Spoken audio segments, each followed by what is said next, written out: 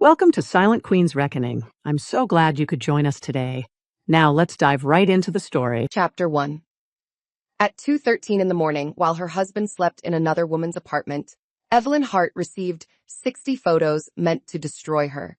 They arrived one after another, lighting up the dark bedroom like tiny flashes of cruelty. In each photo, her husband, Julian Hart, smiled with the soft, careless ease he had not shown his wife in years. Beside him was Bianca Vale, his mistress, wearing Evelyn's pearl earrings, standing in Evelyn's beach house, drinking from Evelyn's mother's crystal glasses, posing in rooms she had never earned the right to enter. Bianca did not send a long message. She only wrote, "Thought you should know what your husband really wants." Then came a laughing face, sharp and childish, followed by one final line, "Try not to cry too loudly." Evelyn sat upright in bed without making a sound. The phone trembled once in her hand, not because she was weak, but because her body had reacted before her pride could stop it. The room around her was silent. The white linen sheets were cold where Julian should have been. On the dresser, their wedding photo leaned in a silver frame, Julian's hand resting on her waist as if she were something precious. In the picture, Evelyn had been 28, quiet, hopeful, and foolish enough to believe that a man who admired her calm would never use it as a cage. She opened the first photo again. Julian's shirt was unbuttoned at the collar. Bianca's red nails rested on his chest, bright as warning lights. Evelyn did not stare at their bodies. She looked at the background. The painting behind them belonged to her grandfather's collection. The striped blanket beneath them had been hand-woven by women from a foundation Evelyn funded. The room was not just any room. It was the south suite of Rosecliff House, the seaside property Julian had once begged to use for company retreats because, he said, it made him look established. Her husband had taken his mistress into her inheritance and let that woman believe it was his. Another photo showed Bianca in a cream satin robe on the balcony, laughing into the wind. Around her throat hung Evelyn's mother's pearl necklace. The necklace was old, simple, and priceless in the only way that mattered. Evelyn's mother had worn it through illness, through meetings, through the last birthday dinner before she died. Julian knew that. Bianca knew nothing except that it looked expensive. For a moment, something hot moved behind Evelyn's ribs. It was not tears. Tears would have been too easy. It was the old ache of being underestimated, the exhaustion of being soft-spoken around people who thought volume was power. Julian had mistaken her patience for permission. Bianca had mistaken her silence for defeat. Evelyn enlarged the last photo. Bianca had taken a mirror selfie in the entry hall. Behind her, almost hidden by the frame, was the brass plaque Julian had always ignored. Hart Legacy Retreat, donated by Eleanor Hart Foundation. Evelyn's mother's name was on that wall. Julian had cropped the plaque out of every company brochure because he hated reminders that the place was never his. Evelyn lowered the phone to her lap. Her face in the dark glass looked pale but steady. She did not scream. She did not call Julian. She did not answer Bianca.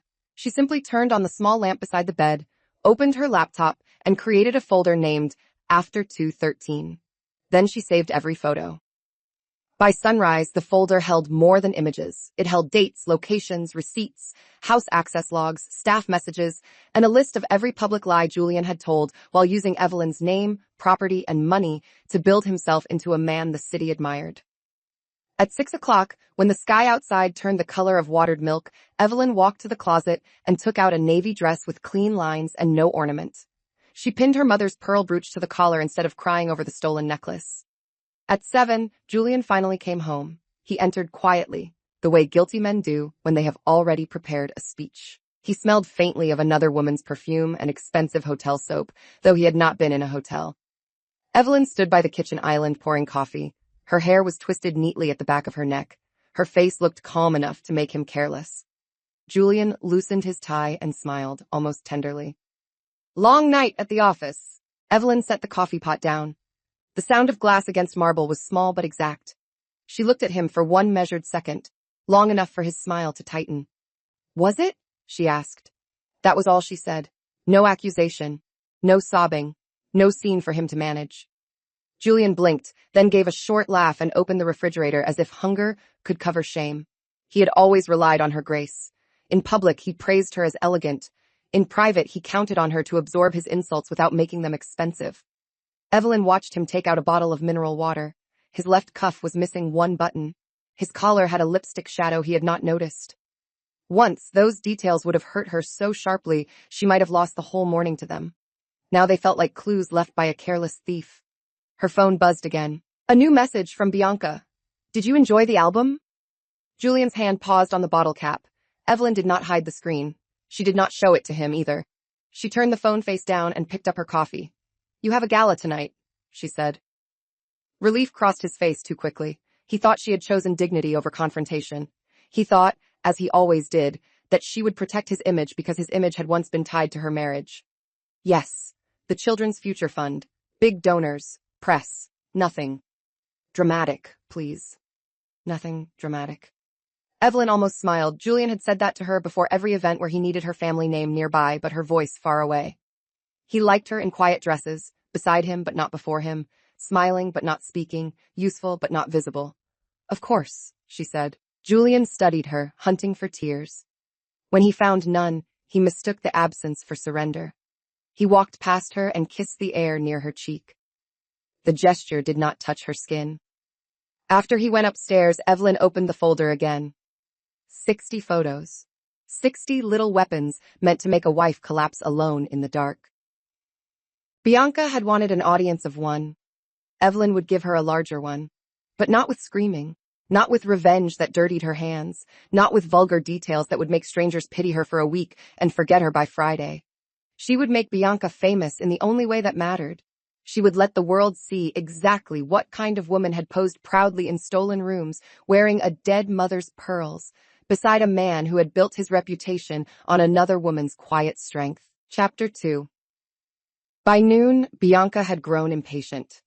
Evelyn knew this because the messages became less polished. The first had been cruel and theatrical. The next 3 were hungry. Are you pretending not to care? Did he tell you he loved me there? You should see the ones I did not send. Evelyn read them while sitting in the back of her car, one hand resting on a leather folder, the other holding her phone with the stillness of a surgeon. Outside the window, the city moved under a bright winter sun.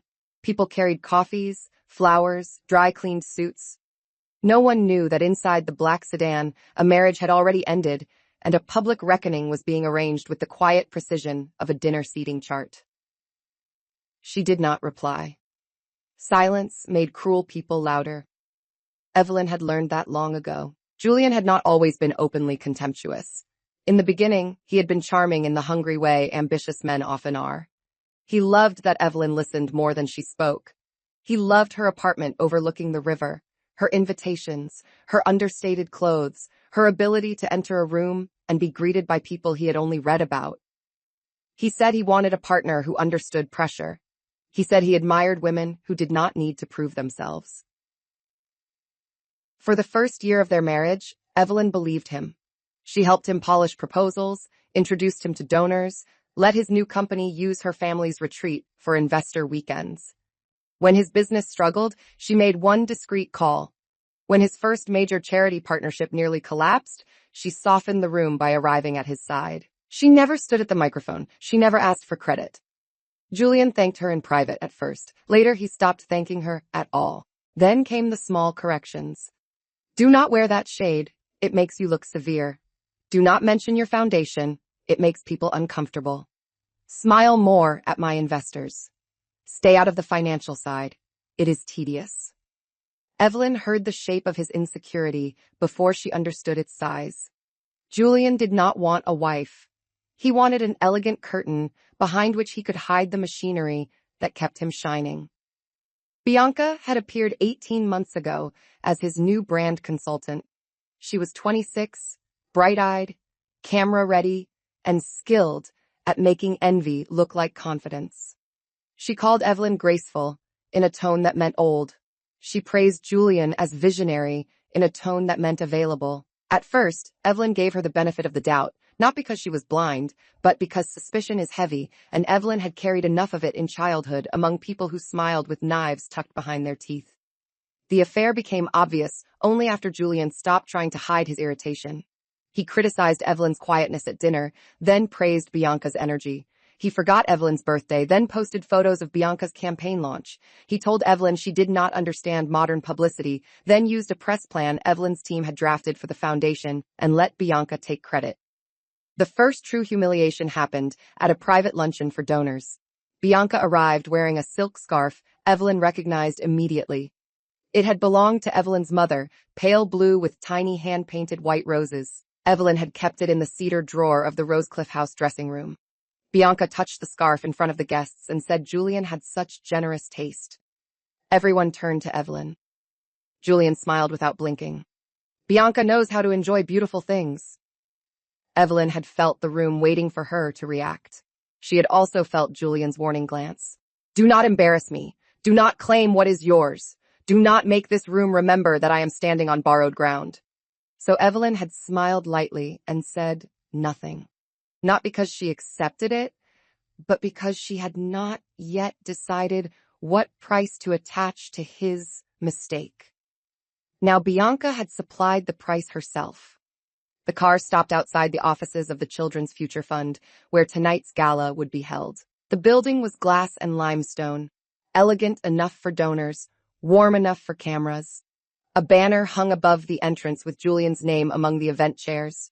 His company logo gleamed beside the foundation emblem. Beneath those public decorations sat an older truth. Evelyn had funded the event's emergency grant program anonymously for 5 years. Her mother's foundation paid for the pediatric wing the gala celebrated. Julian had accepted applause for attending what Evelyn had built. Her driver opened the door. Evelyn stepped out with the leather folder tucked under her arm. A junior coordinator hurried toward her with a headset and a nervous smile. The girl recognized Evelyn only as Mrs. Hart, the quiet wife of the chairman. Evelyn did not correct her. Not yet. Inside, workers arranged white flowers along long tables. Technicians tested lights. A screen the size of a wall waited above the main stage, currently showing the gala logo in soft gold. Evelyn looked at it for one brief moment, then continued walking. She met no committee. She made no speech. She simply entered the small office reserved for legacy donors, closed the door, and opened the folder. Inside were printed copies of the photos, not the intimate ones, but the ones that mattered. Bianca wearing the pearls, Bianca in the restricted South Suite, Bianca holding a glass from the Eleanor Hart Memorial Cabinet, Bianca posing beside a charity ledger she should never have seen, Julian behind her, careless and proud, his face confirming every breach better than any confession could. Evelyn had not brought the images to shame flesh. She had brought them to expose theft, lies, and contempt. On her phone, Bianca sent another message. He said you would never leave. He said you need the Hart name. Evelyn's eyes stayed on the screen for a long second. That, more than the photos, almost made her laugh. The Hart name was Julian's. The money, the estate, the foundation, the house, the introductions, the respectability he wrapped around himself like a tailored coat had all come through Evelyn's side of the locked door. Yet, he had convinced his mistress that Evelyn was the dependent one. At 2 p.m, Julian called. Evelyn let it ring twice before answering. His voice came through smooth and busy. He reminded her of the seating arrangement. He wanted Bianca at the central sponsor table because, he said, her campaign had helped the event reach younger donors. Evelyn looked through the glass wall at a worker placing name cards in neat rows. You want her beside you? Evelyn asked. It will look modern, Julian said. Do not make that tone. There it was again. The warning he used when he feared her dignity more than another person's vulgarity. I will not make a scene, Evelyn said. He exhaled, pleased with himself. Good. Wear something simple. Let tonight be about the children. He ended the call before she could answer. Evelyn sat back. Her expression did not change, but her hand closed once around the pen on the desk. Julian had used sick children as a shield while arranging a public insult. That was the kind of ugliness that looked clean only from a distance. By evening, the gala would be full of donors, cameras, social editors, staff members, and screens large enough to turn a whisper into a record. Julian thought Evelyn's silence would protect him. He had forgotten that silence can also be a locked door. And tonight, she had the key. Chapter 3. The gala began under chandeliers and soft music, the kind of expensive calm that makes cruelty look polished if no one speaks its name. Evelyn arrived alone at 7:15. She wore a long black dress with sleeves to the wrist and no jewelry except her mother's pearl brooch. Her face was composed, her lipstick muted, her hair drawn back so neatly that every line of her seemed intentional. People glanced at her and then away, as they often did. They had learned to see her as Julian's quiet wife, the graceful background of his public life. Julian stood near the entrance with Bianca at his side. That was the first insult of the evening. He did not hide her, he displayed her. Bianca wore a white gown cut too brightly for a charity gala and Evelyn's pearl necklace at her throat. The sight was so intimate in its disrespect that several older women stiffened, but no one intervened. Public rooms are full of people who witness wrong and wait for permission to name it. Bianca saw Evelyn first. Her smile widened with delight, then softened into performance. She touched the necklace with 2 fingers, making sure Evelyn saw it. Julian followed her gaze. For a fraction of a second, guilt moved across his face. Then pride covered it. He stepped forward, not to apologize, but to manage. "Evelyn," he said, offering his cheek as cameras turned. "There you are." She allowed the air near her face to receive him. Not a kiss. Not a refusal dramatic enough for gossip. Just absence. Bianca tilted her head. "I hope you do not mind the seating adjustment. Julian said I could help him host tonight." Evelyn looked at the necklace. The pearls lay against Bianca's collarbone, luminous and stolen. Her mother's favorite clasp sat at the back, slightly twisted because Bianca had fastened it carelessly. Evelyn remembered her mother's hands adjusting that clasp before board meetings, before hospital visits, before the last photograph taken in the garden. A small ache opened. Evelyn let it open. Then she closed the door over it. "It suits the evening," Evelyn said. Bianca blinked. She had expected tears, or at least anger. Calm deprived her of victory. Julian's eyes narrowed, searching Evelyn's face for the crack he could later call instability. A photographer approached. Julian slid one hand behind Bianca's waist and extended the other toward Evelyn as if arranging objects. "Let us get one with all of us." Evelyn stepped back half an inch. The movement was tiny, but it made the photographer hesitate. "You two should enjoy the attention," she said. Julian's smile hardened. Bianca leaned closer to him, mistaking Evelyn's restraint for retreat. The camera flashed. In the photo, Julian looked successful. Bianca looked triumphant, and Evelyn appeared at the edge of the frame, calm as a woman watching a storm from behind reinforced glass. Inside the ballroom, the central sponsor table had been rearranged. Evelyn's name card had been moved 2 seats away from Julian. Bianca sat at his right hand. Evelyn's assigned chair faced a pillar. It was the sort of insult designed to look accidental, unless the victim made it visible. The table fell quiet when Evelyn arrived. A donor's wife lowered her eyes. A young executive pretended to study the program. Julian pulled out Bianca's chair first.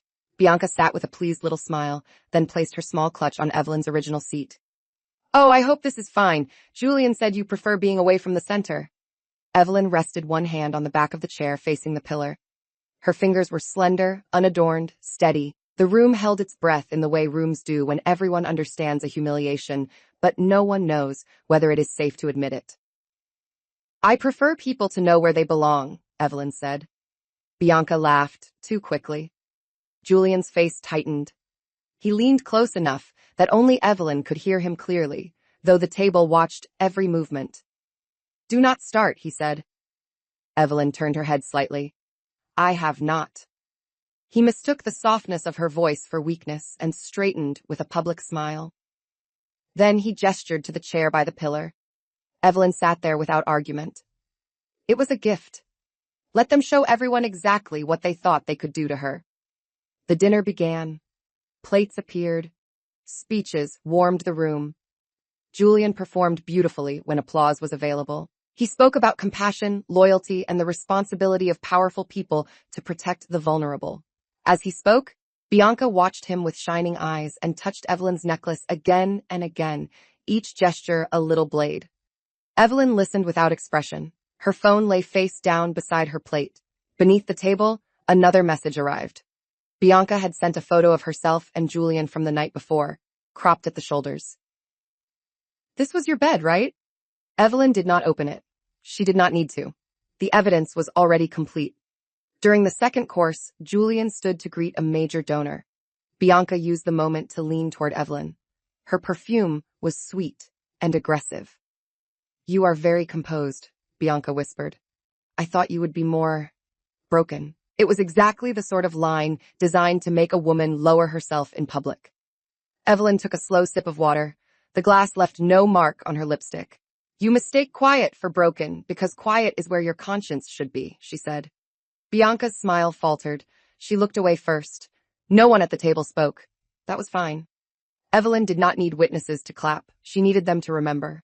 At 9, the main program began. The lights dimmed. Julian took the stage to applause. Bianca sat in Evelyn's original seat, glowing under the low light, the necklace bright at her throat. Evelyn watched Julian lift both hands as if blessing the room. He thanked the fund, the sponsors, the board, the families. He thanked Bianca by name for bringing youthful vision to the campaign. He did not mention Evelyn. That omission was not new. What was new was how many people noticed. Julian moved into his closing remarks. His voice lowered, rich with practiced sincerity. He spoke of legacy. He spoke of children. He spoke of trust. On the screen behind him, images of smiling families appeared in soft focus. Evelyn looked down at the program. At the bottom of the donor list, in small print, was the line Julian had insisted remain anonymous for years. Founding legacy gift, private family office. He had hidden her name because he needed the room to believe he stood at the center. Tonight, the center would move. Julian lifted his glass. To the people who give without needing recognition. Evelyn almost admired the irony. Almost. At the far side of the ballroom, a staff member she trusted gave one small nod. No words. No drama. Just the first domino acknowledging the hand that had finally touched it. Evelyn rose from the chair by the pillar. Only a few people noticed at first. Bianca noticed. Julian noticed a moment later, and a warning flashed in his eyes. Evelyn walked toward the side entrance, not the stage. Her steps were unhurried. The black dress moved around her like a shadow with purpose. Behind her, Julian continued speaking, but his rhythm changed. For the first time that night, he sounded afraid of silence. Chapter 4. Evelyn did not go backstage to make an announcement. She did not need a microphone. The most satisfying reversals are not always loud at the start. Sometimes they begin with one screen changing while the guilty are still smiling. The ballroom lights dimmed further for the tribute video. Julian turned toward the massive screen behind him, expecting images of grateful families and his company logo. Bianca lifted her phone to record him. She wanted proof of his importance, proof that she had chosen the winning side. Evelyn stood near the side wall, half hidden by a column, watching the room with a calm that had cost her years to learn. The first image appeared, not the photos, not the private humiliation Bianca had sent, hoping to make a wife shatter. Evelyn would not turn herself into a spectacle of another woman's vulgarity. Instead, the screen showed Rosecliff House at dawn, white against the sea, the building Julian had used for investor weekends, campaign retreats, and last night's betrayal. Beneath it appeared a simple caption, "Donated in memory of Eleanor Hart, owned and protected by the Eleanor Hart Foundation." A murmur moved through the ballroom. Julian froze with his glass still raised. The next image showed the South Suite door with its restricted plaque. Then the entry log from the previous night, names blurred except for the two that mattered. Julian Hart, Bianca Vale. The timestamp glowed clean and undeniable. No long explanation, no professional lecture. Just a door, a date, and two names where they had no right to be. Bianca lowered her phone. The third image showed Bianca in the entry hall, wearing the pearl necklace, her smile bright, the memorial plaque visible behind her. The photo was cropped to preserve decency and sharpen meaning. The room saw the necklace. The room saw the plaque. The room understood. Evelyn heard someone at a nearby table whisper her mother's name. Julian turned toward the control booth, panic breaking through his polished face. He looked for a technician to blame, a staff member to command, anyone lower than him who might restore the lie. No one moved toward him. The screen advanced. Now it showed Evelyn's mother's portrait, the same pearls at her throat, dated 14 years earlier. No caption was needed. Bianca's hand flew to the necklace as if it had become hot against her skin. For the first time all evening, she looked less like a woman wearing a prize, and more like a thief caught under perfect lighting. Evelyn stepped forward. She did not climb onto the stage. She stood at the floor level below it, where the whole room could see her without theatrics. Julian stared down at her. The microphone in his hand had become useless. His mouth opened, then closed. "Evelyn," he said, too sharply. That single word carried every command he had ever given her. "Stop. Smile. Protect me. Stay in your assigned seat." She looked at him, and the room felt the answer before she spoke. "No," she said. It was the smallest word of the night. It landed like a door locking. The screen changed again. A clean list appeared, stripped of jargon and impossible to misunderstand. Rosecliff House, not Julian's property. Legacy donor funds, not Julian's gift. Gala emergency program, not Julian's project. The necklace, not Bianca's accessory. The public story Julian had told for years began to crack in plain language, one line at a time. No one needed a legal seminar. They needed truth, with the lights on. Julian recovered enough to laugh. It was a brittle sound. "This is a private marital issue." Evelyn turned slightly so the room could hear her. "It stopped being private when you used my mother's house, my foundation's event, and my family's name to humiliate me in public." Bianca stood so quickly her chair scraped the floor. Her face had gone pale beneath the blush. She reached for the necklace clasp but fumbled with it. The pearls trembled at her throat. A camera near the aisle turned toward her. That small mechanical movement frightened her more than Evelyn's voice had. Julian saw the camera too. His instincts returned. He stepped down from the stage, smiling too hard. "Ladies and gentlemen, please ignore this. My wife is emotional." The word emotional drifted through the room and died there. Evelyn's expression did not change. She looked neither frantic nor wounded enough to fit his sentence. She stood in perfect control, while he moved too quickly, spoke too loudly, and reached for her arm in front of 200 witnesses. Before his fingers touched her, a security officer stepped between them. The officer said nothing. He simply stood there, broad-shouldered and calm. Julian stopped. The absence of words made it worse. No one argued with him. No one begged him. The room merely watched him discover that his command did not reach as far as he thought. Bianca finally unclasped the necklace. It slipped into her palm in a trembling coil. She looked around for somewhere to put it. No one offered a hand. Evelyn walked to her. Every step was quiet. Bianca's eyes filled, not with remorse yet, but with fear of being seen differently. The same woman who had sent 60 photos in the dark now wanted darkness back. "Set it on the table," Evelyn said. Bianca obeyed. The pearls rested beside an untouched champagne flute. Evelyn did not grab them. She did not snatch because stolen things become smaller when the rightful owner has to wrestle for them. She took a folded handkerchief from her clutch, lifted the necklace carefully, and held it not as a trophy, but as something rescued. The room was silent enough to hear the necklace settle in her hand. Julian's face flushed. He tried again to turn the moment.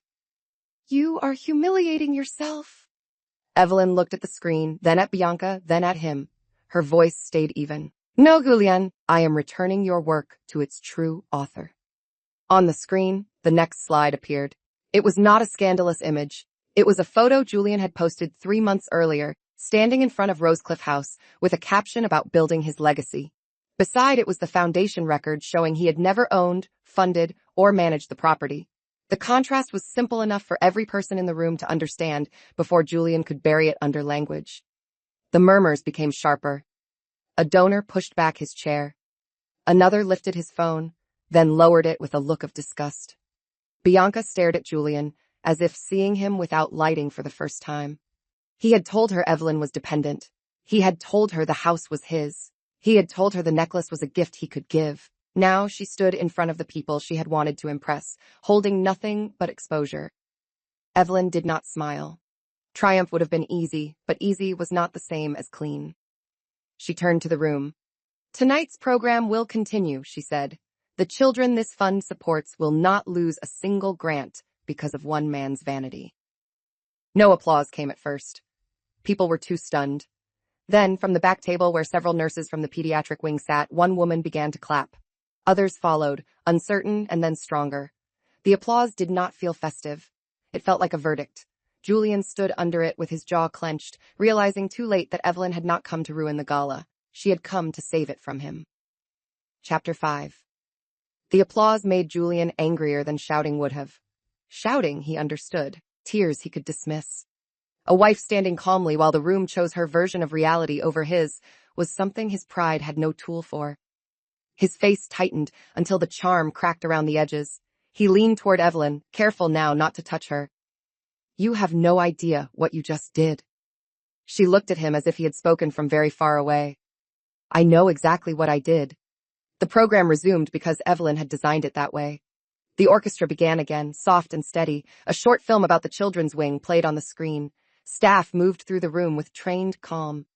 The donors, still tense, turned their attention back to the reason they had gathered. That was the second part of Julian's punishment. The night did not collapse around him.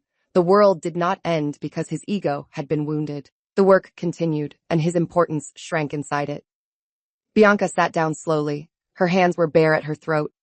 Without the necklace, she looked younger, smaller, and less certain of the story she had been selling herself. She glanced at Julian, waiting for him to protect her. Julian did not look back. He was busy calculating how to survive. Evelyn returned to the seat by the pillar, but now the seat had changed meaning. It was no longer where Julian had placed her to diminish her. It was where she had sat while letting him build the evidence of his own cruelty. People who had avoided her eyes earlier now looked at her with a mixture of embarrassment and respect. She did not punish them with it. Public cowardice is common. Public correction is rarer. The next speaker, a pediatric doctor, took the stage and continued with visible effort. Her voice trembled once, then steadied. She spoke about families who needed emergency housing, medication support, transportation, and dignity during the worst days of their lives. Evelyn listened carefully. Her anger cooled into focus. That was why Julian's behavior had crossed the line beyond betrayal. He had tried to turn a room built for children into a stage for his vanity and Bianca's cruelty. When the doctor finished, the guests rose for a standing ovation. Evelyn rose too. Julian remained seated for half a second too long, then stood when he realized cameras were watching. Bianca clapped with stiff little movements, her eyes fixed on the tablecloth. At the end of the program, guests began to move toward the reception hall. Julian tried to intercept Evelyn near the side corridor.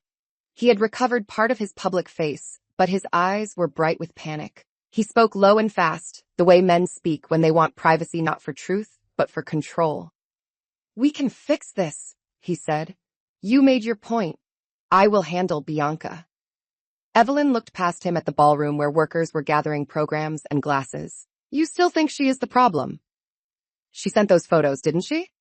His voice sharpened. "She is unstable. She wanted attention. You and I can present this as a misunderstanding." There it was. The turn. Julian had brought Bianca into Evelyn's home, flaunted her in public, given her stolen symbols, and now with the room's approval slipping away, he was ready to discard her as the sole villain.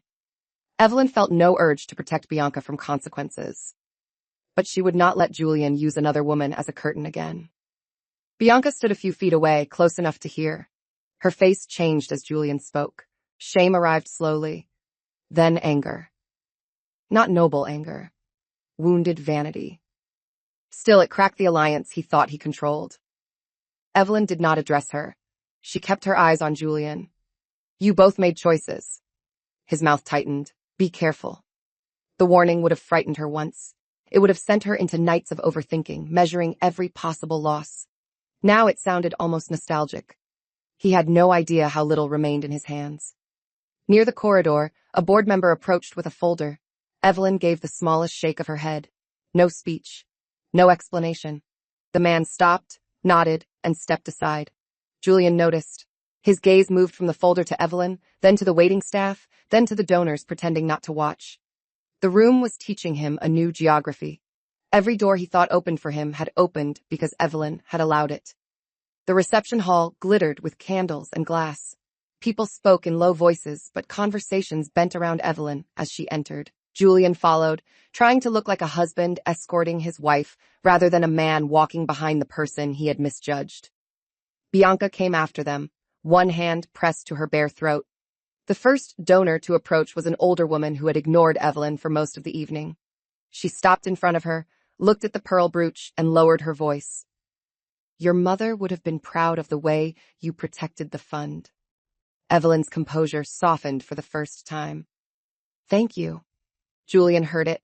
The muscle in his jaw jumped. He had spent years trying to make Evelyn's mother into a ghost, useful only when the family name impressed people. Now the ghost had become a witness. Across the room, Bianca's phone began vibrating, then again, then again.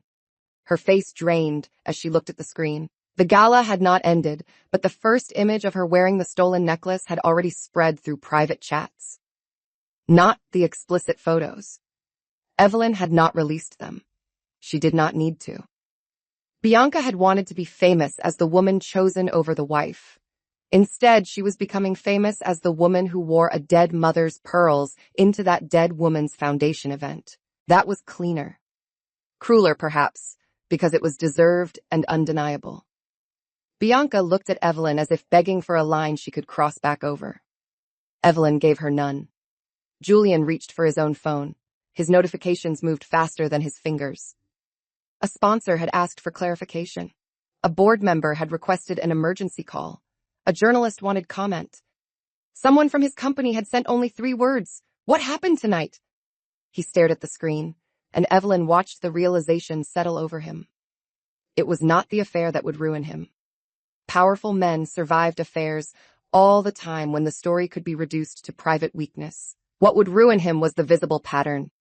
Pretending to own what was not his, using charity as costume, humiliating the woman whose resources had carried him, and bringing his mistress into rooms built by the mother of the wife he had mocked.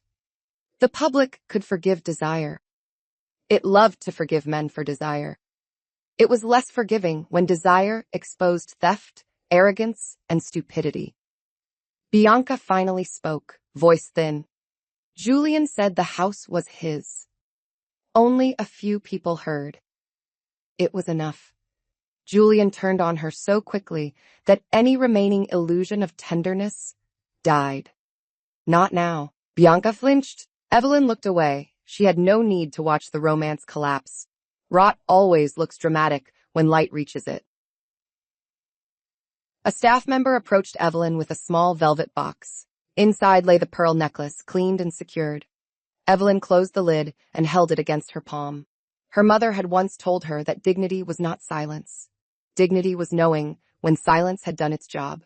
Tonight, silence had finished. Chapter 6. The next morning, Julian's face appeared everywhere, but not in the way he had spent years arranging. The headline did not scream. It did not need to.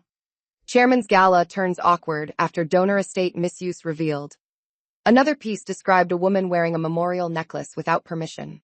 A third asked why Julian Hart's company had promoted charity retreats at a property it did not own. The articles avoided the bedroom ugliness because Evelyn's public evidence had made the vulgar part unnecessary. Bianca's name spread faster than Julian's because she had made herself photogenic in the wrong moment. The image of her touching the stolen pearls became the symbol. She had wanted Evelyn to weep over private photos.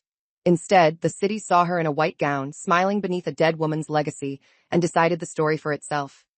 Evelyn read only the first few pieces. Then she put the tablet face down and ate breakfast. Her hands were steady around the teacup. The house felt different with Julian gone. He had not come home after the gala. He had stayed at a hotel or at Bianca's apartment, though Evelyn doubted Bianca's door had remained inviting once sponsors began calling. The absence did not feel lonely. It felt like a room after heavy furniture has finally been removed and the floor can breathe. At 9, Julian called 12 times. Evelyn answered the 13th. His voice had lost its velvet. You need to release a statement saying this was a private misunderstanding. She looked out at the garden, where winter branches held beads of rain. No. Evelyn, listen to me. My board is nervous. My partners are asking questions. This affects hundreds of employees. There it was, the old shield polished for emergency use. When he wanted praise, the company was his genius. When he faced consequences, the company became innocent workers. Evelyn did care about the employees. That was exactly why Julian could not be allowed to keep using them as hostages for his reputation. The employees will be protected, she said. He went quiet. In that silence, she could almost hear him understanding that she had already moved beyond anger into action. "What does that mean?" he asked. "It means you should read what arrives this morning." She ended the call. The envelope reached his office at 10. Evelyn did not need to be there to imagine his face. The document was short, direct, and stripped of the sort of language he could hide behind. His company had used Rosecliff House, foundation staff, and donor-facing materials under permissions granted through Evelyn's office. Those permissions were withdrawn. The emergency fund partnerships would continue through a new management structure. Employee salaries tied to the charitable program were secured for 6 months by a separate reserve. Julian's access to foundation properties, images, donor lists, and family references ended immediately. No dense legal maze. No theatrical threat. Just doors closing one by one. By noon, Julian arrived at Evelyn's townhouse without an appointment. The housekeeper did not let him pass the foyer. Evelyn watched from the top of the stairs as he stood below in yesterday's suit, his hair less perfect, his eyes rimmed red from either sleeplessness or anger. He looked smaller beneath the framed portraits of Evelyn's family, though he tried to stand as if they owed him space. "I am your husband," he said. The housekeeper remained silent. Evelyn appreciated her more for that than any speech. She descended halfway down the stairs. Julian looked up. For years he had liked that position, Evelyn below him in photographs, beside him at events, slightly behind him at doors. Now he had to lift his face to meet hers. "You sent documents to my office before speaking to me," he said. "You sent another woman into my mother's room before speaking to me." His expression flickered. For 1 second, shame almost formed. Then resentment swallowed it. "You are going to destroy everything over photos?" Evelyn's fingers rested lightly on the banister. "No. I am ending the arrangement that allowed you to confuse my restraint with ownership." He laughed, sharp and ugly. "Listen to yourself. This cold performance. You think people admire it? They will call you bitter." Once, that would have touched the deepest bruise. Evelyn had been trained by marriage to fear the word bitter. It was the label used on women who remembered too clearly, objected too calmly, or refused to make betrayal comfortable for everyone else. Now the word slid off her like rain. "People may call me whatever helps them sleep," she said. "They will not call your lies mine." Julian's eyes moved to the pearl brooch at her collar. He looked at it with irritation, as if the dead woman who once wore the pearls had become an opponent in the room. "I made you visible," he said. Evelyn almost pitied him then. Not enough to soften, but enough to see the poverty beneath his arrogance. He truly believed visibility meant standing near him while he absorbed the light. "No," she said. "You taught me the cost of disappearing for someone unworthy." His face hardened. "Bianca is ready to say you planned this to ruin her." Evelyn looked at him for a long moment. The threat was clumsy. Bianca's messages were saved. The entry logs existed. The necklace had witnesses. More importantly, Julian had already abandoned Bianca in front of enough people that any alliance between them now would be made of panic and tape. "Then she can become even more famous," Evelyn said. The sentence landed gently. That made it worse. Julian's mouth opened, but no words arrived with authority. The man who had once filled rooms with polished certainty now stood in a foyer being denied entry by the silence of a house he had never owned. The housekeeper waited. Evelyn waited. At last, he turned and left, slamming the door harder than dignity allowed. Evelyn continued down the stairs after he was gone. She touched the banister where her mother had once tied ribbons during holiday parties. She had spent so many years keeping Julian's humiliation private because she thought privacy was kindness. But privacy becomes complicity when it protects the person doing harm and isolates the person carrying it. Her phone buzzed. A message from an unknown number appeared. It was Bianca. "I did not know the necklace was your mother's." Evelyn read the sentence twice. Then she placed the phone in her bag without replying. Not every apology deserves an audience the moment it is convenient. Chapter 7. Bianca's apology grew longer by evening. Evelyn knew without opening every message because the previews changed shape. "I need you to understand. Julian told me. He said you were cruel. He said the marriage was over. He said you kept him trapped." The lines came in bursts, each one trying to move Bianca from participant to victim. Evelyn let them collect unanswered. There was a difference between being lied to and enjoying the lie, because it crowned you. Bianca had not merely believed Julian loved her. She had worn the necklace. She had sat in Evelyn's chair. She had sent the photos with the intention of breaking another woman's heart, and then waited to hear the shatter. Whatever Julian had promised her, she had chosen the pleasure of cruelty. Evelyn would not erase that because consequences had arrived faster than expected. The city kept talking.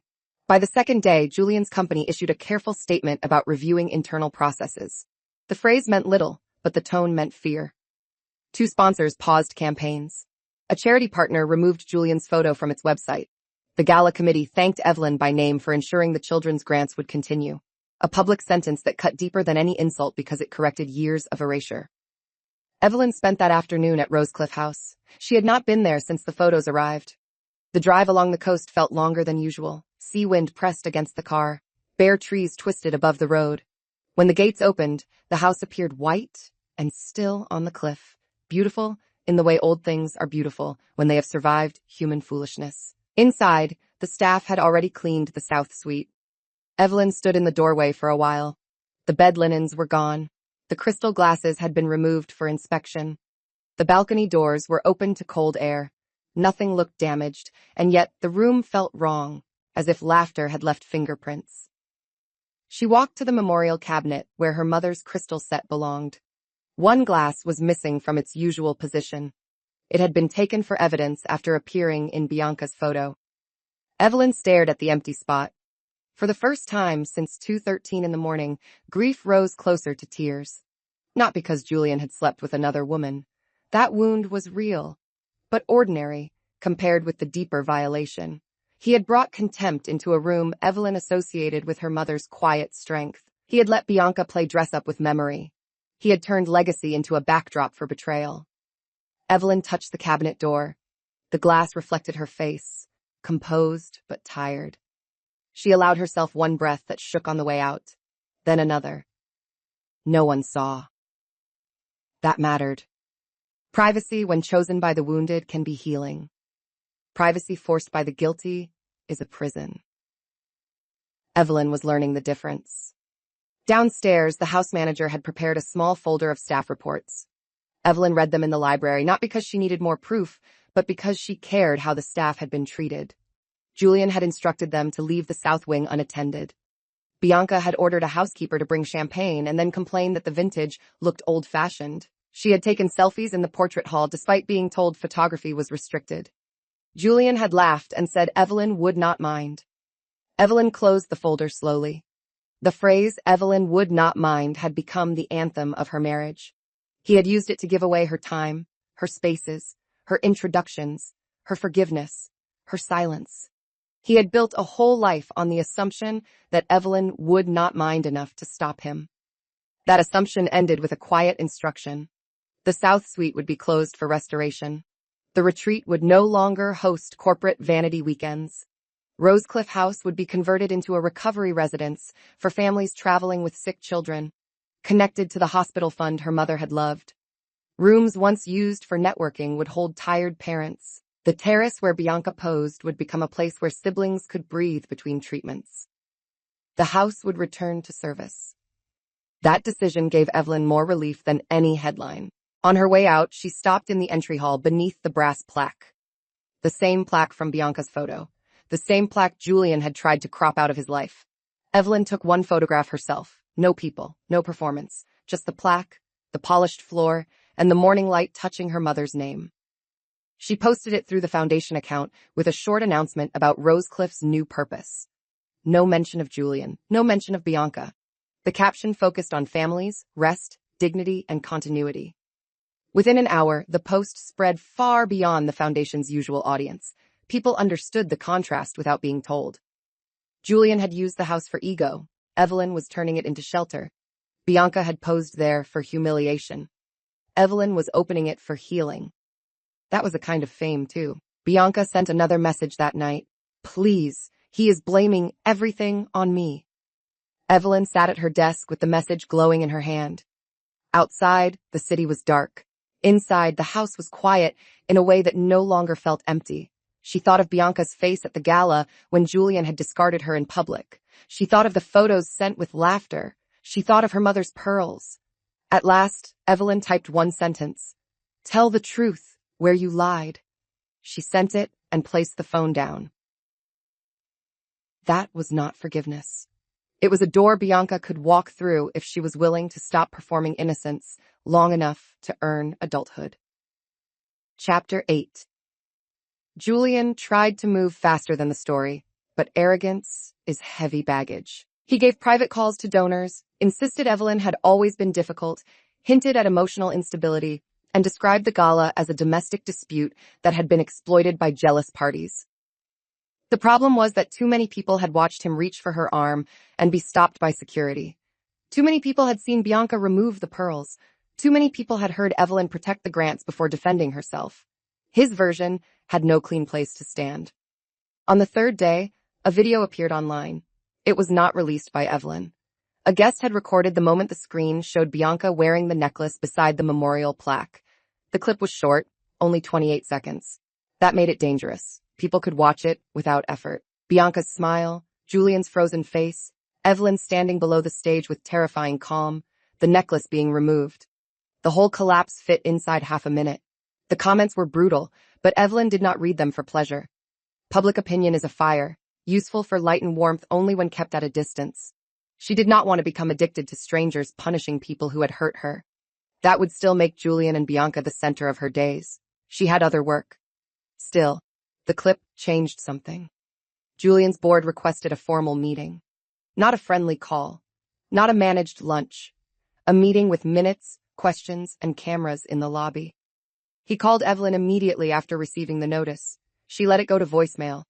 His message was short, strained, and almost honest beneath the anger. If I go down, you will be dragged with me. Evelyn listened once. Then she forwarded it to the appropriate file and continued reviewing plans for Rosecliffe's renovation. Bianca, meanwhile, made her first public mistake after the gala. She posted a statement on her social account claiming she had been deceived by a powerful man and had no knowledge of the necklace's meaning. The statement might have softened some people if she had stopped there. But Bianca added that she never intended to hurt anyone and that private images should never have been weaponized. Within minutes, older screenshots surfaced. Her own messages. Try not to cry too loudly. Did you enjoy the album? He said you would never leave. The internet did not need explicit images to understand intention. Bianca deleted the statement. Deletion made it worse. Evelyn heard about it from her assistant, who summarized only what mattered. She felt no satisfaction, only the cold clarity of watching a person meet the shape of her own choices. Bianca had wanted tears. She had received mirrors. That afternoon, Evelyn received a package by courier. Inside was the blue silk scarf Bianca had worn months earlier, folded badly but returned. There was no note. Evelyn smoothed the scarf across her desk. The fabric still held a faint trace of perfume that did not belong to the past. She sent it to be cleaned and stored. Some things can be rescued. Some cannot be made untouched again. Both truths can exist together. At 4, Evelyn went to Julian's company headquarters. She had not planned to appear.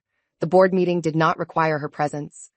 But Julian had spent days telling people she was vindictive, emotional, hidden, and unwilling to face serious questions. Evelyn decided one short appearance would cost him more than any statement. The lobby quieted when she entered. She wore a gray coat, black gloves, and the pearl brooch. No necklace, no dramatic entourage, just a leather folder and a face so calm that several employees straightened before recognizing why. Julian came out of the elevator with 2 board members beside him. He stopped so abruptly one of them nearly bumped his shoulder. For a moment, all the polished surfaces around them reflected him from every angle. The man caught between the image he had built and the woman who knew where the supports were buried. You should not be here, he said. Evelyn removed one glove finger by finger. I was invited.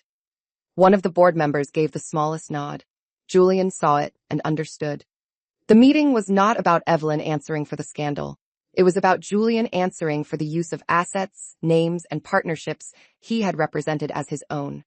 There were no long speeches in the lobby, no screaming, no crowd-friendly confrontation. Evelyn walked with the board members toward the elevator. Julian followed because he had no choice. Employees watched from desks and glass-walled offices. Some looked shocked. Some looked relieved. Many had probably known more than they could say. In the meeting room, Evelyn did not sit at the head of the table. She sat halfway down, letting the structure of the room do the speaking. The board asked questions. Julian answered badly. He minimized. He blamed staff. He blamed Bianca. He blamed unclear permissions. He even suggested Evelyn had encouraged his public role because she disliked attention. Evelyn listened. When asked one direct question, she gave one direct answer. He was permitted to support the work, not claim ownership of it. That sentence did more damage than an hour of accusation. Julian's face flushed. He leaned forward. You benefited from my visibility. Evelyn looked at him with almost gentle disbelief. Visibility is not value. The room went still. A younger board member lowered his eyes to hide an expression. Julian saw it and lost another inch of ground. The meeting ended without theater. That made it more final. Julian was asked to step back from public-facing charity partnerships pending review. His company would continue operating under temporary oversight for the programs tied to the foundation. Employees were informed that salaries and active projects were protected. The story Julian wanted, that Evelyn was burning everything down, could not survive the facts. She was saving what deserved saving and removing the man who had confused himself with the building. As Evelyn left, Julian caught up near the elevator. He looked exhausted now, less angry than stripped. Was I ever enough for you? He asked. The question might have sounded tragic if it had not arrived after years of taking more than he gave. Evelyn looked at him for a moment and saw the young, ambitious man she had once loved under the layers of vanity. That man had not vanished. He had chosen this one, day after day. You were loved, she said. You decided that was smaller than being admired. The elevator doors opened. She stepped inside. Julian did not follow. As the doors closed, Evelyn saw his reflection fracture across the polished metal. Chapter 9. Bianca arrived at Rosecliff House on a gray morning with no cameras and no white gown. She waited outside the gate because her name had been removed from all access lists. The security office sent Evelyn a photo from the gate camera. Bianca stood in a beige coat too thin for the wind, hair pulled back, face bare enough to make her look suddenly ordinary. Evelyn considered ignoring her. That would have been fair.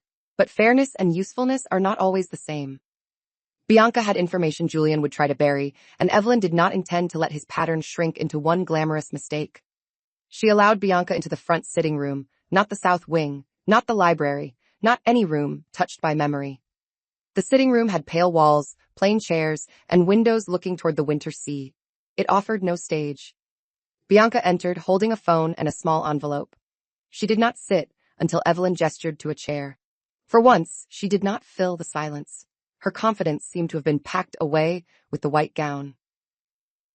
I brought things, Bianca said. Evelyn waited. Bianca placed the phone and envelope on the table. Her fingers shook. Messages. Screenshots. Voice notes. He told me which rooms to use. He told me what to send you. Not the exact words, but he said if you saw enough, you would agree to a quiet divorce. There it was. The plan under the cruelty. Julian had not only betrayed her, he had tried to engineer her shame into compliance. He thought if Evelyn broke privately, she would accept a settlement that protected his public life and left him with the story. Evelyn's face stayed still, but her eyes cooled. Bianca swallowed. He said you would never fight because you cared too much about looking elegant. The insult was so familiar that it no longer cut. Evelyn had been called elegant by people who meant harmless. She had spent years learning to hear the difference. Why bring this now? She asked. Bianca's eyes flickered. Because he is blaming me. Honesty, even selfish honesty, was better than performance. Evelyn did not smile. And because? She asked. Bianca looked down at her hands. Her nails were shorter now, the red polish chipped at the edges.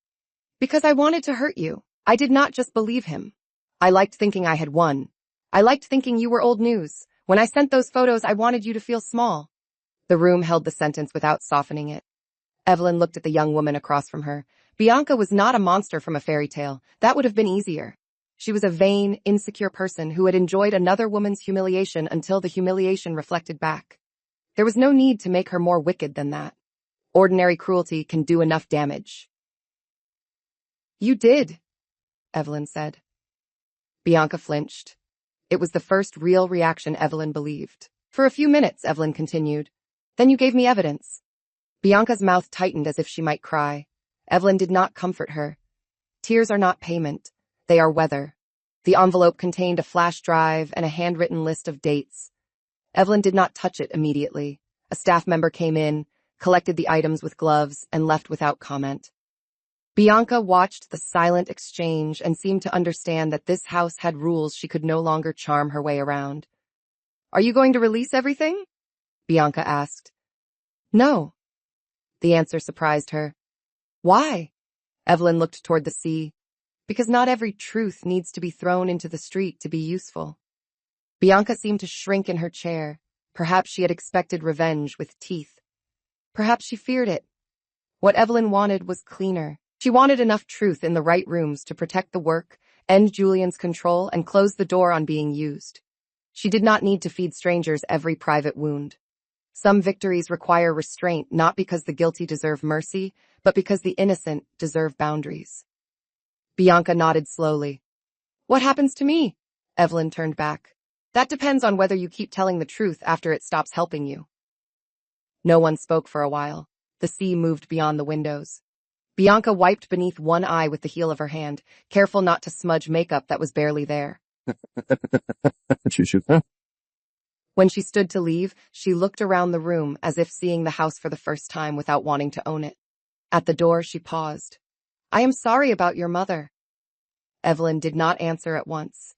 The apology was late. It was also specific. That made it heavier than the others. "Do not use dead women as decoration again," Evelyn said. Bianca nodded and left. After the car disappeared beyond the gate, Evelyn walked to the portrait hall. Her mother's photograph hung near the stairs, pearls at her throat, eyes clear, mouth curved with the faint amusement of a woman who had survived rooms full of men who underestimated her. Evelyn stood before it with her hands clasped. "I kept them," she said softly. The house gave no answer, but the silence felt different now. Less like absence, more like witness. Chapter 10, Julian's downfall did not happen in one dramatic collapse. It happened in humiliating pieces, which was worse for a man addicted to control. First, he stepped back from the charity board. Then, a sponsor announced a review. Then his company replaced his smiling portrait on the website with a neutral statement about governance. The word sounded dull, but the effect was sharp. His face disappeared from the places where he had once carefully placed it. Evelyn did not watch every piece fall. She had work that mattered more than monitoring the rubble. Rosecliffe's conversion began. Architects walked through the house measuring doorways for accessibility. Nurses advised on family needs. A quiet room was planned where parents could take calls from doctors. The South Suite, once used as Julian's stage for betrayal, would become a family apartment with soft chairs, washable fabrics, and a view of the sea. That pleased Evelyn in a way revenge could not. Revenge looks backward. Restoration makes the future inconvenient for pain. Still, Julian would not disappear gracefully. He filed a statement through his representatives, claiming that Evelyn had approved his use of the house and was rewriting history after marital conflict. The statement was careful enough to sound formal and desperate enough to be foolish. Evelyn's response was only 3 documents: the original permission letter, the restricted use clause, and the withdrawal notice. Each was short. Each made his statement look like a man arguing with a locked door. The public loved the simplicity. Evelyn did not say he lied. She showed the door, the rule, and the key. At the next hearing, tied to their separation, Julian arrived with a face arranged into wounded dignity. Evelyn arrived 10 minutes later in a charcoal dress and no jewelry except the pearl brooch. The hallway outside the room was not crowded, but enough people were present to watch him attempt one final performance. He stood when she approached. "I hope you are satisfied." Evelyn stopped a few feet away. He looked thinner, not from poverty, but from the sudden loss of admiration. Men like Julian often mistake applause for oxygen. Without it, they gasp. "Satisfaction was never the goal," she said. "Then what was?" She looked at him. Once she would have answered with paragraphs, trying to make him understand the harm, the grief, the humiliation. Now she knew understanding was not always blocked by confusion. Sometimes it was blocked by convenience. "Freedom," she said. He laughed without humor. "From what? A husband who gave you a life?" Evelyn's eyes moved over him, not cruelly, but thoroughly. "From having my life described by the person who kept borrowing it." The hallway quieted. Julian glanced around and realized again that public rooms no longer belonged to his version by default. He lowered his voice. You loved me once. That was true. It was also irrelevant to the papers waiting inside. I did, Evelyn said. That is why I gave you time to become better before I accepted who you preferred to be. His face changed. For one moment, the words reached past his anger. Then his pride dragged him back. Bianca told you everything because she wanted to save herself. Yes. The plain agreement disarmed him. You think that makes her better than me? He snapped. No, Evelyn said. It makes her useful. Julian stared at her. The answer was too clean for him to twist. Inside the room, the process was brief. Evelyn had no desire to dramatize the end. Financial boundaries were confirmed. Access was revoked. Shared public obligations were separated. The house, foundation, family assets, and donor structures remained exactly where they had always belonged. Julian kept what was his and lost what he had pretended was his. That distinction looked devastating only because he had built his life on blurring it. When they left, Bianca was waiting near the exit with her own representative. She did not approach Evelyn. She simply lowered her eyes and stepped aside. It was the first respectful thing she had done without being forced. Evelyn accepted it by passing without comment. Outside, the air was cold and bright. Cameras waited farther down the steps, though not as many as Julian would have wanted in better days. He hesitated at the entrance, perhaps hoping Evelyn would stand beside him for one last image of civility. She did not. She walked down the steps alone. A reporter called her name and asked whether she felt vindicated. Evelyn paused, not for the cameras, but because the question deserved correction. Vindication is not the same as healing, she said. I am interested in the second. Then she entered her car. The clip traveled quickly, as clips do. People praised the line, repeated it, turned it into captions. Evelyn did not mind, but she did not mistake virality for peace. Peace came later, in smaller forms. A quiet dinner with friends who did not ask for details. A restored scarf folded properly in a drawer. Her mother's pearls cleaned and returned to their box. The first construction schedule for Rosecliffe's family apartments. The absence of Julian's keys on the tray by the door. That night, Evelyn slept through 2:13 for the first time since the photos arrived. Chapter 11. 3 months later, Rosecliff House opened its doors under a new name, Eleanor's Harbor. The sign was modest, carved into pale stone near the gate. There were no sponsor logos at the entrance, no step-and-repeat wall, no smiling chairman waiting for applause. Families arrived in worn coats with hospital bags and tired faces. Children pressed their palms to the windows. A little boy in a blue hat asked if the ocean belonged to the house. Evelyn heard the question from the entry hall and smiled for the first time all morning. The opening was private by choice. No red carpet, no gala. A few staff members, medical partners, families, and foundation workers gathered in the main room. The South Suite had been transformed beyond recognition. The balcony where Bianca had posed now held a windbreak and 2 sturdy chairs for parents who needed air.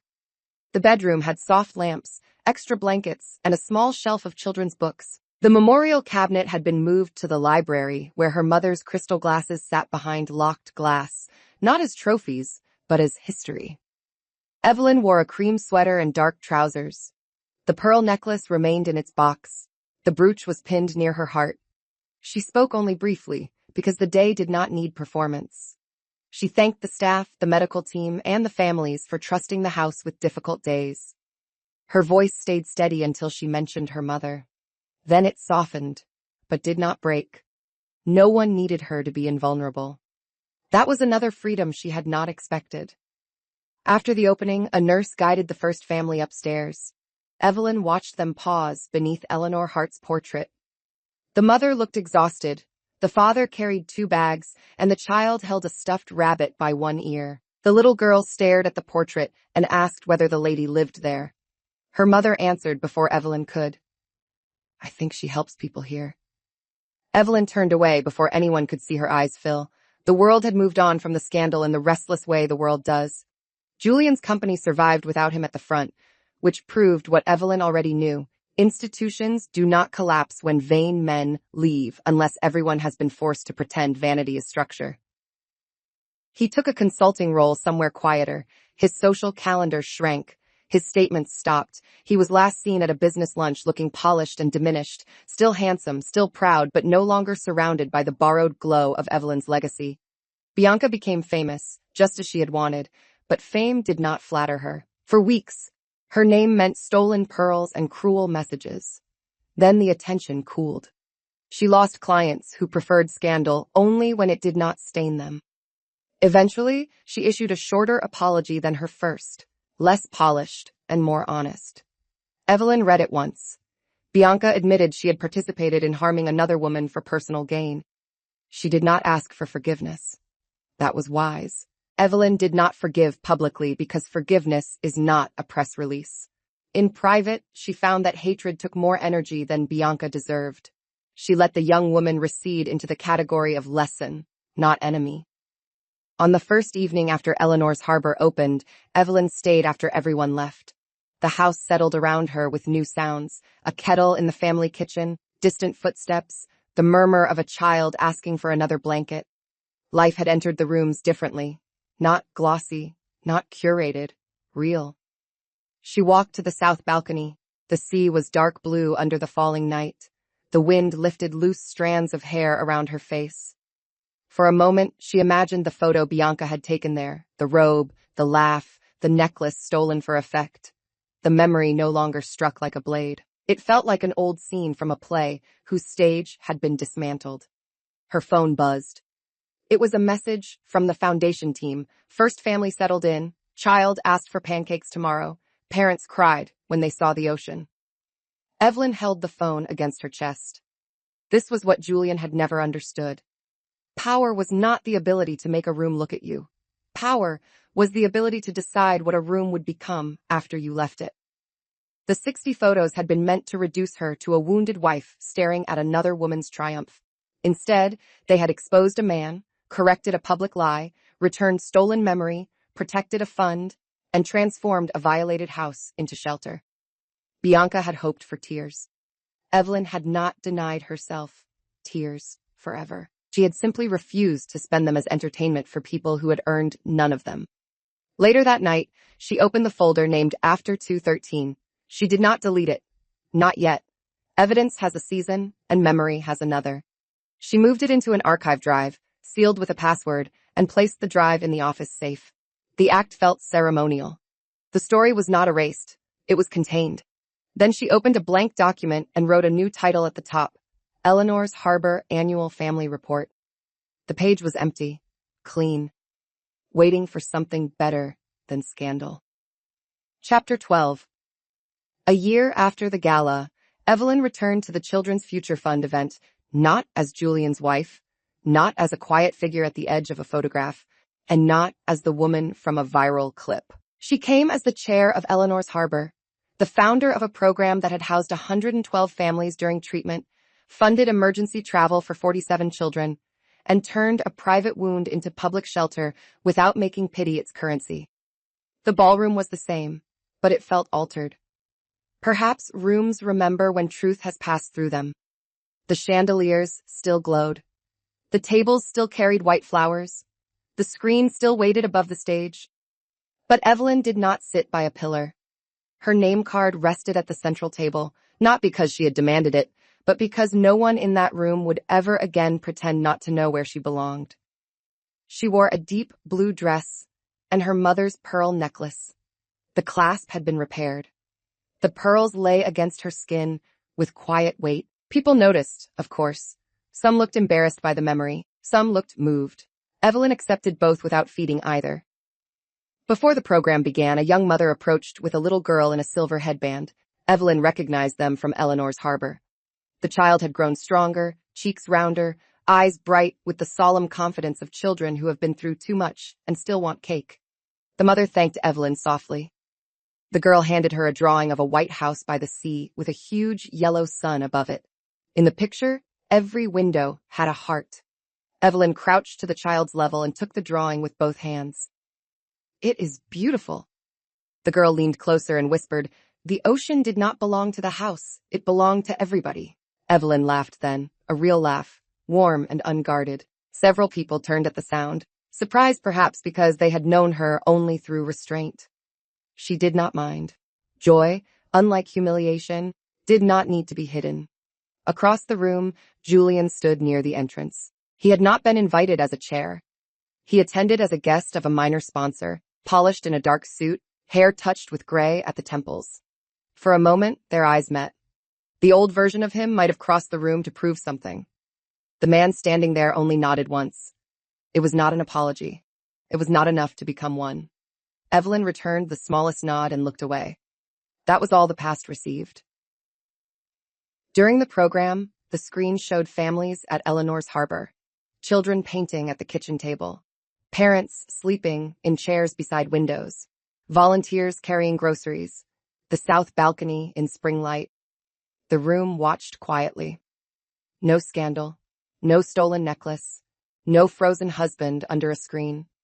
Just proof that a place can survive being misused and still become generous. When Evelyn took the stage, applause rose before she reached the microphone. She waited until it settled. Her hands rested lightly on the podium. The pearls reflected the stage lights, soft rather than sharp. A year ago, she began, many people in this room witnessed an ugly moment. The room grew still. Julian, near the back, looked down. Evelyn continued without naming him. For a while, that moment was what people wanted to talk about. Betrayal is loud. Humiliation travels quickly. But what lasts is what we choose to build after the noise ends. She looked out at the families seated near the front. The little girl with the silver headband waved solemnly. Evelyn's voice warmed. Eleanor's harbor was created from a simple belief. No family should have to face a child's illness without rest, dignity, and a place to breathe. That belief matters more than the circumstances that made us move faster. Pain can be a door. It does not have to be a home. She kept the speech short. She thanked the medical teams, the staff, the donors, and the families. She did not thank suffering for teaching her. She had no patience for romanticizing harm. Betrayal had not made her stronger. She had been strong already. Betrayal had merely revealed where her strength had been wasted. The applause afterward felt different from the viral applause of the year before. That applause had been a verdict. This was a blessing. After the gala, Evelyn stepped onto the terrace outside the ballroom. The city glittered below. Her phone remained quiet in her clutch. No cruel messages. No midnight photos. No demand that she perform pain for someone else's satisfaction. The silence belonged to her now. She thought of the woman she had been at 2:13 in the morning, sitting in the dark while 60 photos tried to teach her she had been replaced. She wished she could reach back and touch that woman's shoulder. Not to tell her not to hurt. Hurt was honest. Not to tell her revenge would feel wonderful. It had felt clean only when it protected something bigger than pride. She would tell her this: do not confuse being wounded with being defeated. Evelyn looked down at her mother's pearls. Bianca had worn them as a costume. Evelyn wore them as inheritance. Julian had used rooms to borrow importance. Evelyn had turned rooms into refuge. The difference between them had never been wealth or connections or who could command attention. The difference was what each person did when handed power. Some people use it to make others feel small. Some use it to make a door open. Evelyn went back inside before the night turned cold. At the entrance, she passed the central sponsor table where her name card still rested. She did not take it as proof of victory. She took it as a reminder that a seat is not valuable because others finally allow you to sit there. It is valuable when you know you can stand up and leave any table that asks you to shrink. The next morning, she would return to Eleanor's harbor. A family was arriving from 2 states away. The little girl wanted pancakes again. The annual report needed revisions. The house by the sea needed new books for the children's shelf. Life, real life, was waiting. And Evelyn Hart, who had once been sent 60 photos meant to break her, walked toward it with her head high, her hands empty of revenge, and her name fully her own. Chapter 13. 2 weeks after the anniversary gala, Julian made one final attempt to reclaim the story. It arrived not as an apology, not as a private letter, but as a glossy interview arranged with a business magazine that still admired men who could sit in expensive chairs and sound wounded.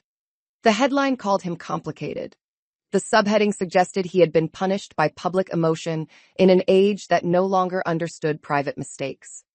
Evelyn read the headline in her office at Eleanor's Harbor while a child laughed somewhere down the hall. The contrast was so sharp that she almost closed the laptop immediately. Julian had always preferred rooms where language could polish damage. He had called betrayal a mistake, erasure a misunderstanding, humiliation a marital issue, and now consequence a punishment. He could lose access, position, and trust, yet still believe the real tragedy was that people had stopped admiring him while he explained himself. The interview avoided Bianca as much as possible. It avoided the necklace entirely. It described the gala as an unfortunate public breakdown during a painful separation. Julian spoke about cancel culture, about the burden placed on public figures, about how powerful women could be unforgiving when they felt embarrassed. He never said Evelyn's name with tenderness. He said it with strategy. The article might have passed with mild attention if Julian had stopped at self-pity. But men like Julian rarely know where the edge is until they have stepped past it. Near the end, he claimed he had helped create the charitable program at Rosecliff, and that Evelyn had later removed him from a mission they had built together. That sentence changed everything. Evelyn did not feel rage. Rage would have been too energetic for such a familiar arrogance. She felt the old click of a door closing inside her. He could insult her feelings, and she might leave him to his own echo. He could rewrite the marriage for strangers who enjoyed wounded men in tailored suits. But he would not rewrite the work. He would not place his name on rooms where sick children slept because her mother had left a legacy and Evelyn had protected it. Her response was not long. It was not emotional. It contained no adjectives. The Foundation account posted a timeline with photographs anyone could understand. Eleanor Hart's original bequest. The renovation approval. The first family housing plan. Julian's name appeared nowhere because he had done none of it. Beneath the timeline was one sentence from Evelyn. The children housed at Eleanor's Harbor deserve a record cleaner than anyone's ego. That was all. The internet did the rest, but not because Evelyn fed it drama. The simplicity made Julian's interview look foolish. People compared his language with her timeline. They saw the absence, they saw the claim, they saw the correction. Within hours, the magazine added an editor's note. By evening, a columnist who had once praised Julian called the interview a lesson in how entitlement survives embarrassment. Julian called Evelyn after midnight. She was awake, not because of him, but because a storm had moved over the coast and a family upstairs had needed help finding an emergency charger. She stood in the kitchen at Eleanor's Harbor, sleeves pushed to her elbows, making tea while rain struck the windows. Her phone vibrated on the counter. Julian's name still looked strange there, like a label left on an empty box. She answered because she wanted to hear whether he had found even one honest sentence. He had not. "You had to humiliate me again," he said. Evelyn watched steam rise from the mug. "You lied about the program. I gave it visibility. You gave it risk." The line silenced him for a moment. Rain filled the gap. "You know," he said finally, quieter, "there was a time you would have protected me." There had been. That was the terrible truth beneath all endings. Evelyn had protected him past reason. She had translated his rudeness into stress, his neglect into ambition, his entitlement into insecurity, his absence into pressure, his wandering eye into a phase. She had protected him until protection became participation in her own erasure. "There was a time," she said, "when protecting you did not require betraying myself." He exhaled. It might have been anger. It might have been defeat. "Do you hate me?" The question surprised her only because it sounded almost young. For a second, she heard the Julian who had once stood in her kitchen after their third date, nervous and earnest, asking whether he could see her again.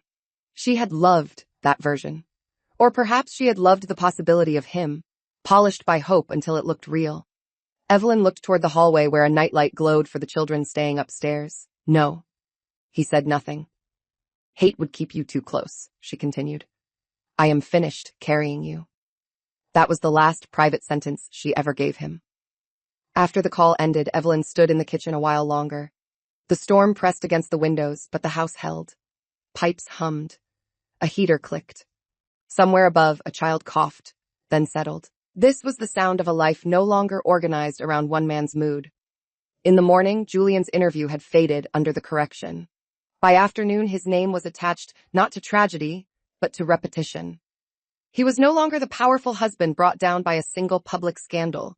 He was the man who kept trying to borrow credit from the woman he had betrayed and kept being corrected by documents, memory, and the visible goods she had built without him. That was the final stage of being made small.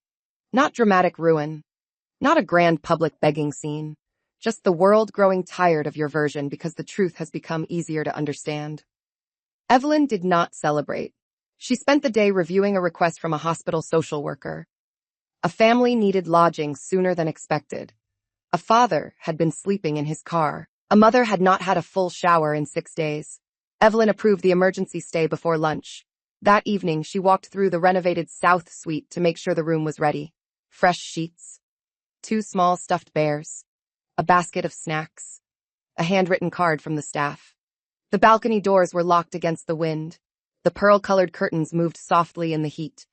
She stood there for a moment, remembering the photo Bianca had sent from that same balcony, laughing as if possession were the same as belonging. The memory no longer hurt in the same way. It had become evidence of distance. That night had been a wound. This room was now an answer. Chapter 14. Spring came slowly to the coast. At Eleanor's harbor, the garden changed before anyone noticed. Green appeared along the stone path. The rose bushes near the east wall put out cautious leaves. Children began leaving chalk drawings on the terrace when the weather allowed it.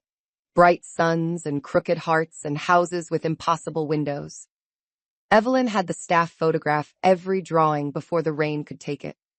Not for publicity. For the archive. She had learned that what gets recorded is less easily stolen. One afternoon, she found a small envelope tucked beneath her office door. There was no return name on the outside. Inside was a printed photograph from the night of the first gala, the photo the event photographer had taken near the entrance before everything changed. Julian stood with Bianca at his side. Bianca's smile was victorious, her hand on the pearl necklace. Evelyn stood at the edge of the frame in black, slightly apart, eyes calm, face unreadable. For a long time, Evelyn disliked that image. It seemed to capture the exact second before public humiliation became undeniable. But looking at it now, she saw something else. Bianca and Julian looked like people performing possession. Evelyn looked like a woman already leaving a room they did not know was burning. There was a note behind the photo, written in careful block letters. I thought you might want this back. I am sorry for taking the picture like that. I did not understand what I was photographing. It was signed by the photographer, a young man who had been hired that evening and had later sent copies to several outlets before realizing the meaning of the necklace. Evelyn did not blame him. He had captured the truth before anyone knew what it was. She placed the photo in a drawer, not with the evidence, but with letters connected to Eleanor's harbor. It belonged there now.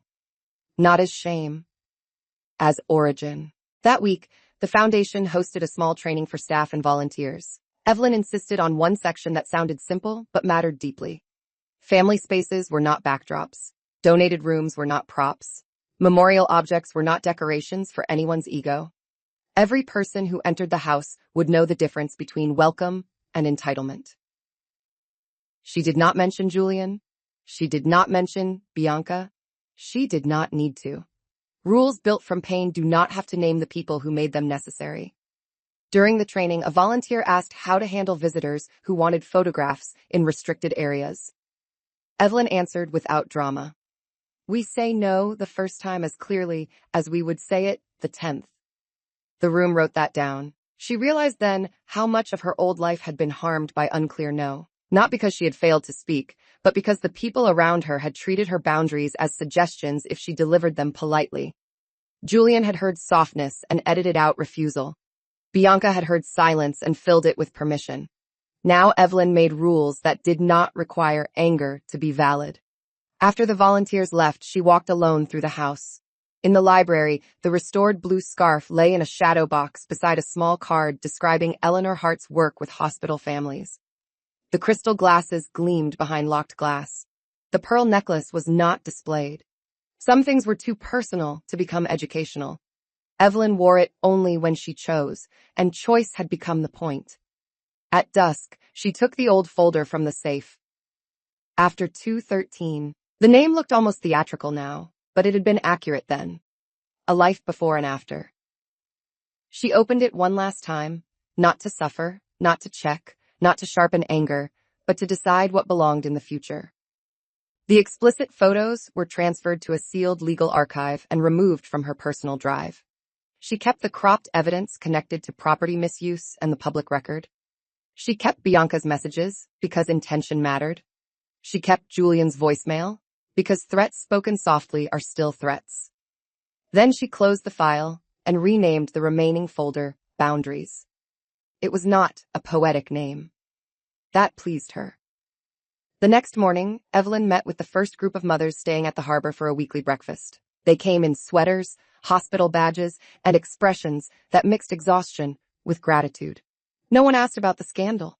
They asked about laundry hours, pantry shelves, transportation, and whether siblings could use the art room after dinner. Evelyn answered what she could and took notes on what needed fixing. One mother stayed after the others left. She was young, with tired eyes and a wedding ring loose on her finger. She stood by the coffee urn, twisting a napkin in both hands.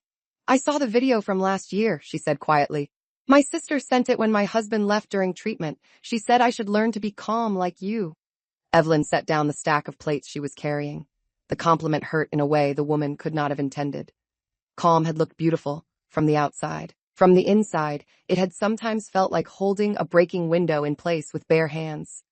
"Calm is useful," Evelyn said gently. "But you are allowed to cry." The woman looked up, startled. "You are allowed to be angry too," Evelyn continued.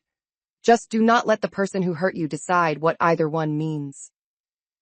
The mother's face crumpled. Evelyn did not rush to fix it. She simply handed her a napkin that had not been twisted to shreds and stood beside her while she cried. No cameras, no audience, no lesson packaged for strangers, just one woman making room for another woman's honest grief.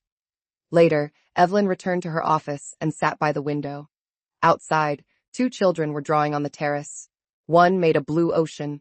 The other drew a woman with a crown, then crossed out the crown and gave her a key instead. Evelyn smiled at that. For a long time, people had mistaken her quiet for weakness, elegance for passivity, patience for dependence. Julian had counted on it. Bianca had mocked it. Guests had overlooked it. But quiet was never the same as empty. It was a place where Evelyn had stored details, endured pain, protected memory, and finally chosen the exact moment to stop cooperating with her own disappearance. The world might remember the scandal because scandals are easy to repeat. Evelyn would remember the aftermath. The first family sleeping safely upstairs, the first child asking for pancakes, the first volunteer writing down a clear no, the first mother crying without shame in the kitchen. Those were not viral moments. They were better. They were proof that a woman could be publicly humiliated and still refuse to build her future around humiliation. By evening, the spring rain returned. Evelyn watched it soften the chalk drawings until the suns blurred and the hearts ran pink across the stone. Tomorrow, the children would draw again. The terrace would not stay marked by one storm. Neither would she. Subscribe for more stories about quiet women, hidden power, and the moment betrayal meets consequences.